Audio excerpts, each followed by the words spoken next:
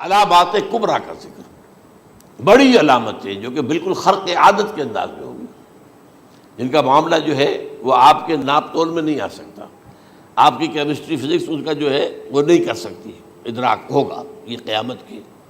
ان میں نمبر ایک کیا ہے؟ ایک بہت بڑا دھواں آئے گا، پوری دنیا کو لپیٹے گا۔ نمبر دو، دجال کا ظہور ہوگا، جو اپنی خدائی کا دعویٰ لے کر آئے گا اور بنوائے گا۔ اس کے ہاتھ میں ہو جائیں گے، قبضے میں ہو جائیں گے سارے ذرائع پیداوار کے۔ اس کی طرف بھی پہلا قدم اٹھ چکا ہو، ٹرپس کے نام سے معاہدہ ہو چکا ہے۔ کوئی ملک اپنا بیج پیدا نہیں کر سکتا ہو، یہ بیج ہم نے ڈیولپ کیے ہیں۔ ان کے ڈیولپمنٹ سے پہلے تم ایک ایکڑ سے کتنی گندم لیتے تھے، آج کتنی لے رہے ہو؟ کس بنا پر؟ جینیٹکس کا جو کام ہم نے کیا ہے اس کی بنا پر ہو رہا۔ ہاں تو ہمارا حق ہے، اس کی رائلٹی ہمارے پاس آنی چاہیے۔ لہذا صرف ان اداروں سے، ملٹی نیشنل سے خریدا جائے گا بیج، اور بیج بھی وہ دیں گے وہ کہ جس سے جو فصل اگے گی وہ بیج نہیں لا سکتی، وہ بیج کا کام نہیں کر سکتی۔ جیسے آپ کو معلوم ہے کہ آپ کے ہاں جو گوشت کھایا جاتا ہے مرغے کا، تو مرغا وہ جو ہے اس میں مرغا ہو یا مرغی ہو، اس کے اندر کوئی وہ کیفیت ہی نہیں ہے۔ ان کے انڈے جو ہے ان سے آپ بچے حاصل نہیں کر سکتے، ہے تو انڈا، دیکھنے کو تو انڈا ہے، لیکن وہ بنڈا جو ہے اس سے بچہ تو نہیں حاصل کر سکتے۔ ایسے ہی وہ گندم کا بیج دیں گے، نظر آئے گی گندم، لیکن اس کے اندر وہ صلاحیت نہیں ہے کہ اس سے جو فصل اگے گی اس کا نتیجہ جو ہے وہ بھی آپ لے سکیں۔ یہ ہونا ہے، اللہ جانے، قدم اٹھ رہے ہیں ادھر۔ پھر یہ ہے کہ دابۃ الارض، زمین سے ایک حیوان نمودار ہوگا، زمین شق ہوگی۔ ابھی میں کہہ رہا ہوں خرق عادت ہے، یہ چیزیں وہ نہیں ہیں جو ہماری کسی حساب کتاب میں جو باتیں پہلے آئی ہیں وہ تو حساب کتاب میں آ رہی ہیں، ساری سمجھ میں آ رہی ہیں، ساری چیزیں مشاہدہ ان کا ہو رہا ہے۔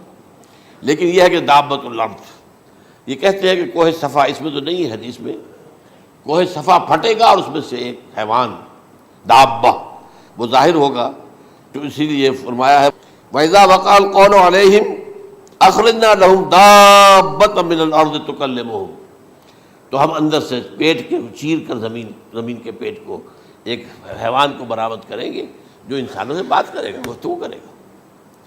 نمبر 4، طلوع الشمس من المغرب، یہ بھی خرق عادت، سورج تو طلوع ہوتا ہے مشرق سے، غروب ہوتا ہے مغرب میں، لیکن اس وقت معاملہ الٹا ہو جائے، یعنی جو کائنات کے اندر جو گڑبڑ ہوگی کچھ سمجھ میں بات آتی ہے کہ یہ معاملہ جو ہے یہ تو اس پورے سولر سسٹم کو اگر بدل دیتے ہیں تو مشرق مغرب ہو جانا، مغرب مشرق ہو جانا، یہ سمجھ میں آنے والی بات ہے۔ اس کے بعد ہے عیسیٰ ابن مریم کا نزول، جس کے بارے میں آج میں نے گفتگو کی ہے تفصیل سے۔ یہ نزول ہونا ہے، یہ علامات قیامت میں سے حضور نے بیان فرمایا ہے، اور قرآن مجید کی جو اصطلاحات ہیں اس کے حوالے سے میں نص قطعی جو ہے وہ میں آپ کے سامنے رکھ چکا ہوں۔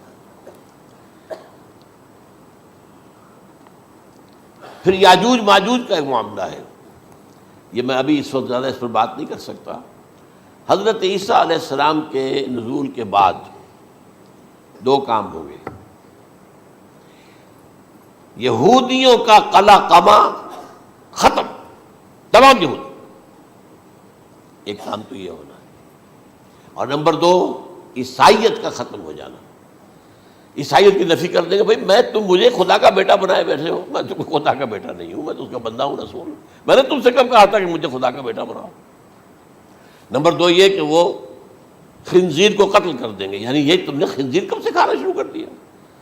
میں تو تم کو نکاح اجازت دے کر گیا تھا، یہ تو شریعت موسوی میں حرام تھا، اور میں کہہ کر گیا تھا کہ یہی شریعت تم پر لاگو رہے گی، ہاؤ کم؟ تم نے کیسے یہ؟ آج بھی بہت سے رومن کیتھولکس جو ہے وہ سور نہیں کھاتے، وہ اس میں ہے ان کے اندر کچھ نہ کچھ بات جو ہے جو حضرت عیسیٰ کی تعلیمات کا کچھ اثر ان کے ہاں ہے۔ میں تو ایک مرتبہ، یہ 1971 کی بات ہے، 4-5 دن کے لیے برسلز میں رکا تھا، اس لیے کہ وہاں مجھے ایک صاحب نے خط لکھا تھا کہ وہاں ایک نوجوان ہے، ابھی اس ایمان لایا ہے، اور اس کے کچھ مسائل ہیں، ہم کوشش کر رہے ہیں ان کے مسائل حل کریں، آپ بھی جا رہے ہیں۔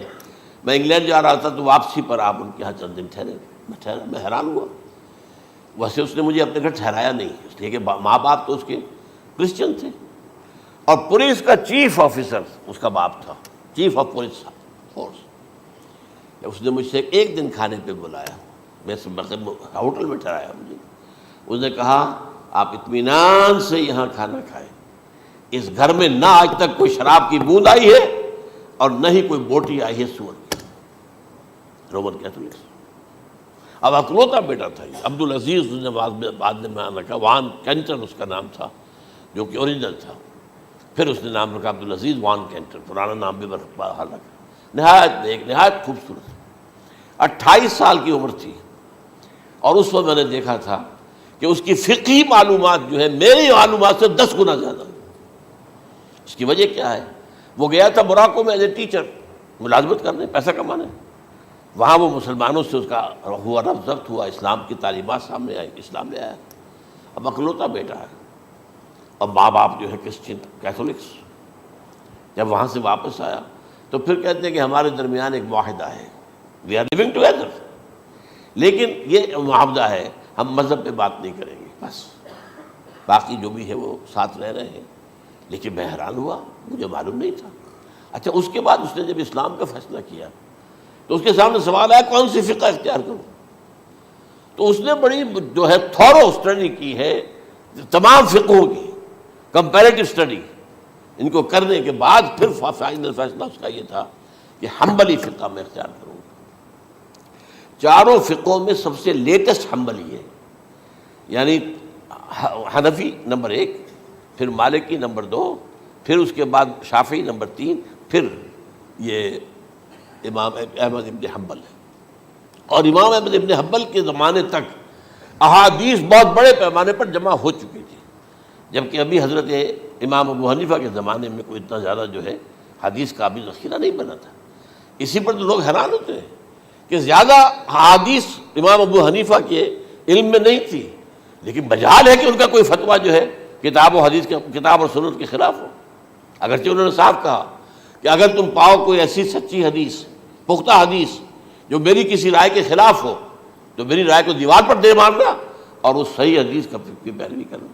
لیکن ویسے اس کے بعد یہ کمال یہ ہے کہ بہت ہی کوئی شاذ معاملہ ہے کہ جس میں ان کا کوئی فتویٰ وہ کتاب و سنت کے منافی ہو یا سنت کے منافی ہو. کتاب پہ تو سوال پیدا نہیں ہوتا، کتاب تو ساری ان کے سامنے موجود تھی. اس کے بعد یہ ہے کہ یاجوج ماجوج، جس میں بتا رہا تھا آپ کو کہ جب عیسائیت بھی ختم ہو گئی، یہود ویسے ختم ہو گئے، استیصال ہو گیا، جڑ کٹ گئی. اب عیسائیت گویا کہ اسلام میں ضم ہو گئی. عیسائیت مذہب ختم، یہودی خود ختم. اب یہ طاقت کتنی ہو جائے گی؟ تقریباً 2/3 دنیا آ گئی. تمام اب عیسائی 2 ارب کے قریب ہیں، 1 ارب 90 کروڑ ہوں گے، یا مسلمان بھی 1 کروڑ 50-60 لاکھ ہیں. دونوں کو جوڑ لیجیے کتنے ہو گئے؟ 6 ارب کل آبادی ہے. لیکن اس کے بعد آتا ہے یاجوج ماجوج کا خروج. یہ یاجوج ماجوج میرے نزدیک چائنا اور رشیا ہے.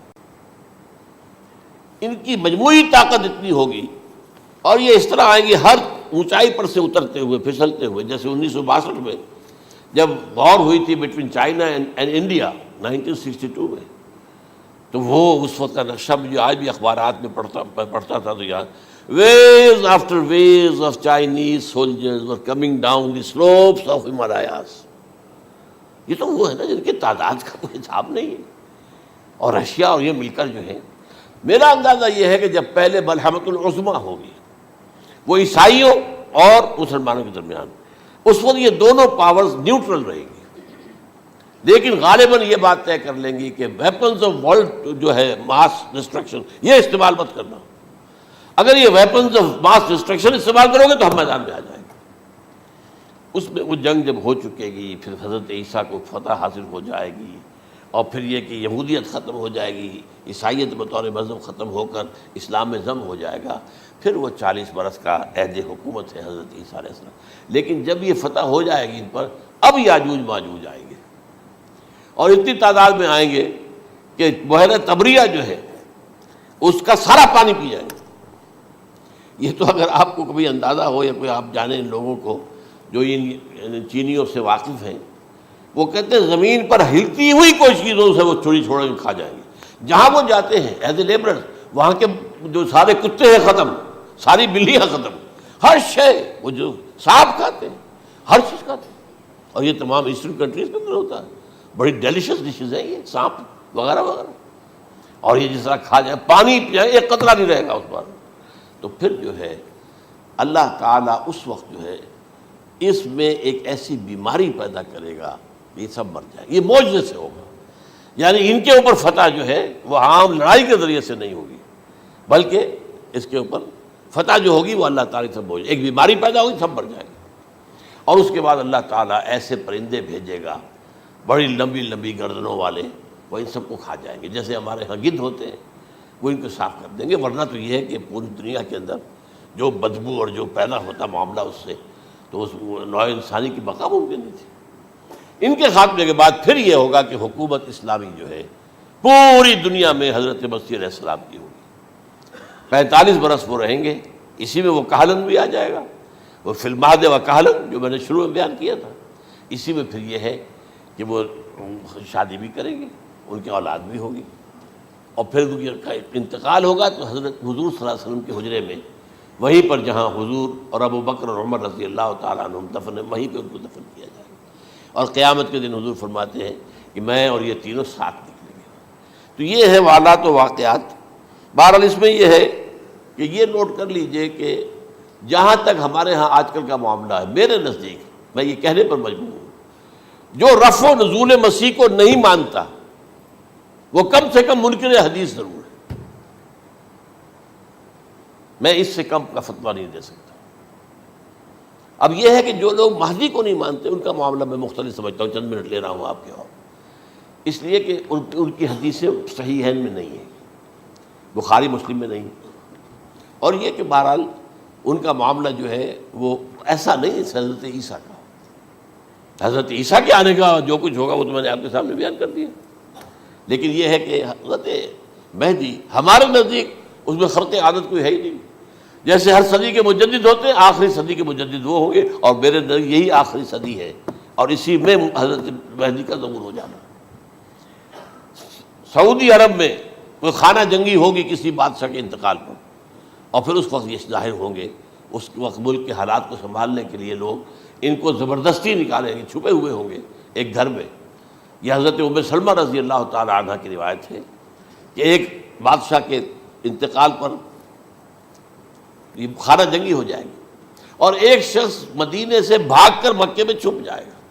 یہ تو ہے ان کے الفاظ، میں توجیہ کر رہا ہوں. یہ لوگ ان کی طرف دیکھ رہے ہوں گے کہ یہ جو وقت آیا ہے فتنے کا ہماری قوم پر، ہمارے ملک پر، تو ان کی شخصیت ایسی ہے کہ یہ بیچ میں آئیں، صلح صفائی کرائیں، اور وہ جو ہے اس ذمہ داری سے بچ کر بھاگیں گے اور جا کر مکے میں چھپ جائیں گے.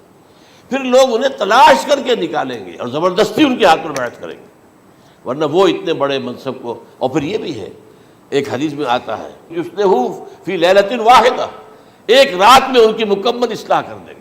یعنی اگر کوئی تھوڑا بہت نقص اور عیب کوئی ہوا بھی، کوئی کمی کوتاہی ہوئی بھی، تو اللہ تعالیٰ ایک رات میں اصلاح کروا دیں. لیکن ہمارے نزدیک اس قدر کوئی خرق عادت ہے ہی نہیں.